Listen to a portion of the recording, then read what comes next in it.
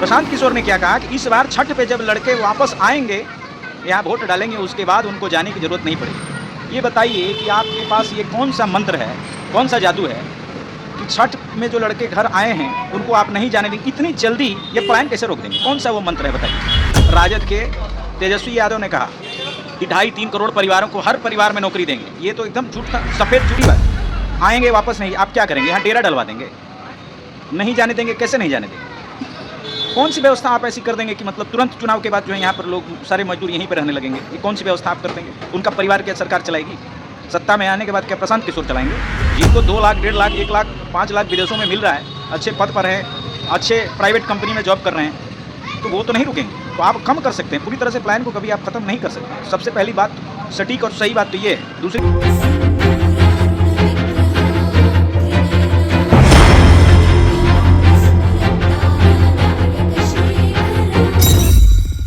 भारत में 3300 पार्टियां हैं, राजनीतिक पार्टियां, लेकिन जन सुराज जैसी ना कभी पार्टी देखी, ना इनके जैसे कभी समर्थक देखे। इनके समर्थक तो मतलब समझिए कि इतने बेवकूफ़ हैं कि मतलब क्या कहा जाए। आप लगातार सोशल मीडिया पर देख रहे हैं किस तरह की बयानबाजी, किस तरह के कमेंट किए जा रहे हैं। सबसे बड़ी बात, जन सुराज के जो सैकड़ों पेज, जन सुराज की सेना, बात बिहार की, जन सुराज फैंस, जन सुराज क्लब, प्रशांत किशोर की सेना, इतने सारे पेज जो हैं ये जन सुराज के ही पेज हैं। ये बना के ये क्या नैरेटिव सोशल मीडिया पे फैलाना चाह रहे हैं। अब ये कोसना शुरू कर चुके हैं बिहार के लोगों को, बिहार के मजदूरों को। क्या कह रहे हैं कि तुम लोग इसी लायक हो, इसी नर्क में रहो, इसी तरह भेड़ बकरी की तरह तुम लोग ट्रेन में ठूस ठूस के, शौचालय में, लेटरिन में बैठ के तुम लोग जाओ, यही तुम लोगों की ज़िंदगी है। तो इस तरह का कोसना कौन करता है? आपकी हार हुई है, उसको स्वीकार कीजिए और आप मंथन कीजिए, चिंतन कीजिए कि आखिर दिक्कत कहाँ हुई, कहाँ आपसे गलती हुई है, कहाँ मिस्टेक हुई है। ये है मैच्योरिटी, इसको कहते हैं परिपक्वता।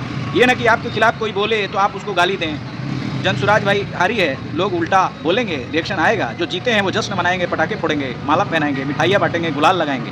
जो हारे हैं उनको सदमा लगा है। आप चिंतन कीजिए, चुनाव है, राजनीति है, हार जीत लगी रहती है। कीजिए, अगर आपकी सोच, आपकी नीयत सही है तो जनता आपको सपोर्ट करेगी। लेकिन ये बेवकूफ़ों की तरह, जिस तरह से आप लोग बिहार की जनता को, मजदूरों को कोस रहे हैं, देखिए गलती तो सबसे बड़ी 2 छलावे वाली बातें जो की गई। पहली, जो राजद के तेजस्वी यादव ने कहा कि 2.5-3 करोड़ परिवारों को हर परिवार में नौकरी देंगे। ये तो एकदम झूठ था, सफ़ेद झूठ, सीधा सीधी। तो इसमें अगर जनता को, आपने इस वादे से जनता को बेवकूफ़ बनाना चाहा, बिहार की जनता इतनी बेवकूफ़ नहीं है। और दूसरी, प्रशांत किशोर ने क्या कहा कि इस बार छठ पे जब लड़के वापस आएंगे, यहाँ वोट डालेंगे, उसके बाद उनको जाने की ज़रूरत नहीं पड़ेगी। ये बताइए कि आपके पास ये कौन सा मंत्र है, कौन सा जादू है कि छठ में जो लड़के घर आए हैं उनको आप नहीं जाने देंगे? इतनी जल्दी ये पलायन कैसे रोक देंगे? कौन सा वो मंत्र है बताइए। ये झूठ है ना जी। आप कहते हैं कि 5 साल 10 साल में हम ऐसी व्यवस्था कर देंगे, अगर हमको सत्ता में लोग लाएं तो हम यहाँ पर जो व्यवस्था को बदल देंगे, पलायन को रोक देंगे, कम कर देंगे। रोक तो आप नहीं सकते, क्योंकि जिनको अच्छी सैलरी मिल रही है वो तो नहीं रुकेंगे भाई। 10,000 रुपये के लिए, 20,000 रुपये के लिए बिहार में काम नहीं करेंगे। जिनको 2 लाख, 1.5 लाख, 1 लाख, 5 लाख विदेशों में मिल रहा है, अच्छे पद पर है, अच्छे प्राइवेट कंपनी में जॉब कर रहे हैं, तो वो तो नहीं रुकेंगे। तो आप कम कर सकते हैं, पूरी तरह से प्लान को कभी आप ख़त्म नहीं कर सकते। सबसे पहली बात, सटीक और सही बात तो ये है। दूसरी बात, आएंगे वापस नहीं, आप क्या करेंगे? यहाँ डेरा डलवा देंगे, नहीं जाने देंगे? कैसे नहीं जाने देंगे? कौन सी व्यवस्था आप ऐसी कर देंगे कि मतलब तुरंत चुनाव के बाद जो है यहाँ पर लोग सारे मजदूर यहीं पर रहने लगेंगे? ये कौन सी व्यवस्था आप कर देंगे? उनका परिवार क्या सरकार चलाएगी? सत्ता में आने के बाद क्या प्रशांत किशोर चलाएंगे? ये गलत बयानबाजी, अफवाहबाजी, धुआंधार बातें करके आप बिहार की जनता को बेवकूफ़ नहीं बना सकते। और बिहार की जनता जो है, राजनीति बिहार से ही शुरू हुई है। यहाँ की जनता भले साक्षरता दर कम हो, सामाजिक ज्ञान बहुत है, बहुत ज़्यादा सामाजिक ज्ञान है, राजनीति की पकड़ यहाँ के घर घर में लोग जो है नेता हैं, ये बात समझिए।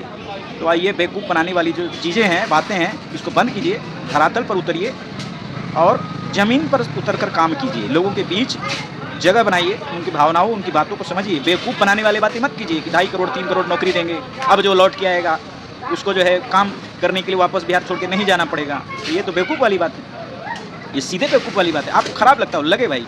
और जो जन सुराज के समर्थक किसी पोस्ट पे आके गाली दे रहे हैं, भाई मैं मज़ा ले रहा हूँ प्रशांत किशोर का वीडियो डाल के, मैं ले रहा हूँ मज़ा। आपको जो करना है आप कीजिए, जो कमेंट लिखना है लिखिए, मैं ले रहा हूँ मज़ा। व्यक्तिगत मुझे उनसे, उनकी बातें, उनकी नीयत मुझे नहीं पसंद आती है, एक नागरिक के तौर पर नहीं पसंद आती। पत्रकार के तौर पर तो मैं निष्पक्ष हूँ। मैं तो कह रहा हूँ कि भाई हार माने हैं तो आप मंथन कीजिए, फिर से चुनाव लड़िए।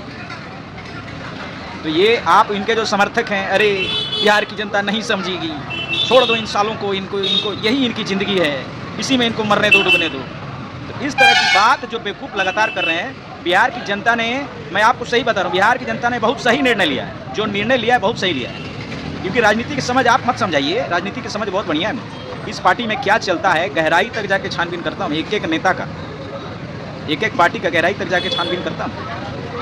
यहाँ पे सीधे लोगों का काम नहीं है, टेढ़ी चाल चलनी पड़ती है। चाणक्य की नीति, कृष्ण की नीति से चलना पड़ता है राजनीति में। बहुत आप ईमानदार हैं तो ये नहीं चलेगा, ये नहीं चलेगा। हर पार्टी जो है थोड़ी या ज़्यादा बेईमान है, बेईमानी करनी पड़ती है, चाल चलने पड़ते हैं, साम दाम दंड भेद सारा। और ये जो आप कह रहे हैं कि 40,000 करोड़ महिलाओं को देकर खरीद लिया गया, वोट खरीद लिया गया, सरकार खरीद ली गई, 14,000 करोड़ रुपए वर्ल्ड बैंक से ट्रांसफ़र कर दिया गया। आप केस क्यों नहीं कर देते हैं? ये बयानबाजी, बतौलेबाजी क्यों कर रहे हैं? आप जाइए केस कीजिए। 5 अगस्त 2019 को 370 कश्मीर से हटा दिया गया, आज तक किसी ने सुप्रीम कोर्ट में चैलेंज क्यों नहीं किया? क्यों नहीं उसको पलट के, आज 6 साल हो गए, क्यों नहीं आप फिर से 370 लगवा दे रहे हैं? है हिम्मत, 35 से आप लगवा दीजिए, धारा लगवाइए कश्मीर में। आप अमित शाह को नहीं जानते हैं, मोदी जी को नहीं जानते हैं। ये काम इतनी बारीकी से, इतने तरीके से कानूनी तौर पर सही ढंग से करते हैं कि आप उसका काट नहीं निकाल पाएंगे, नहीं निकाल पाएंगे। चुनाव आयोग द्वारा आदर्श आचार संहिता लागू होने के पहले ये पैसे ट्रांसफ़र किए गए और एक सरकारी योजना के तहत ट्रांसफ़र किए गए। आप गलत कैसे कर सकते हैं? और चुपके चुपके जो आप लोग, ये जो पार्टियां हैं, जितनी पार्टियां, सबको कह रहा हूँ, चुपके चुपके जो मुखिया को, वार्ड को, सरपंच को, जगह जगह पे आप जो पैसे बांटने के लिए लोग जिस तरह से बांट रहे थे, दे रहे थे, जिस तरह से जनता के बीच वोट खरीदने के लिए 500,000 प्रति व्यक्ति 1,000-2,000 रुपये आपने दिए हैं, इसका हिसाब कौन देगा? ये 14,000 करोड़ बैंक में आए सरकारी योजना से, तो आपको गलत लगता है। और घूसखोरी जो आपने की है वोट खरीदने के लिए, वो गलत नहीं लगता है आपको? आप क्या बात कर रहे हैं साहब? नियत की बात कर रहे हैं। खुद बेईमान होकर दूसरों पर आप उंगली उठा रहे हैं। सरकारी योजना के तहत पैसा मिला है तो उस पर आप कैसे उंगली उठा सकते हैं? आप जाइए और जाके कोर्ट में केस कीजिए, इसके खिलाफ केस कीजिए कि भाई पैसा देकर लुभाया गया है। कीजिए, आप है हिम्मत तो कीजिए, कानूनी कार्रवाई कीजिए। ये बतौलेबाजी, बकवास, सोशल मीडिया पे एक नैरेटिव बनाना, ये जनता इतनी बेवकूफ़ नहीं है। चलिए, आप क्या बात करना है आपसे?